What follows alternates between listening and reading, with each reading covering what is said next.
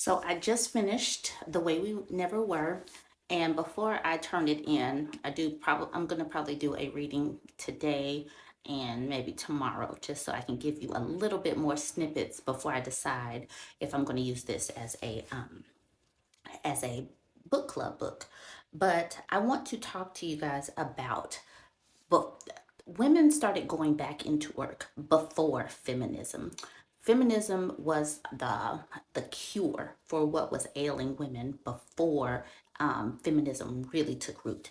So this chapter, I'm going to let you guys read this over here, but it starts a little bit on the page before. This is 1900 to the Second World War, a steady growth in married women's employment.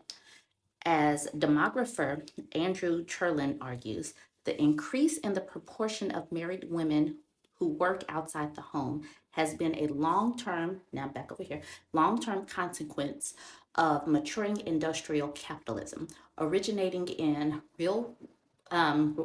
rising real wages, shifts in the demand for labor, greater education for women, and better control over childbearing.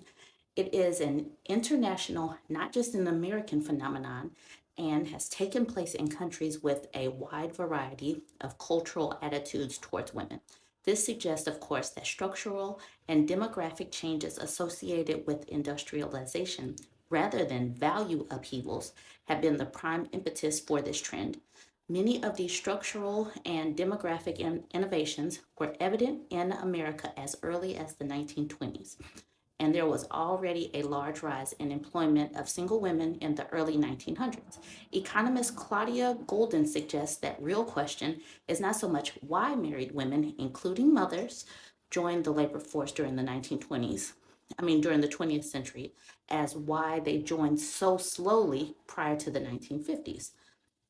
So you can finish reading this if you want to, but I am going to turn the page. So if you remember anything about history, 1929, the Great Depression hit. So I'm gonna start straight in the middle. Still, there is considerable evidence that the 1920s participation of married women in paid work had become much more acceptable. By 1930, almost 20% of clerical workers were married women.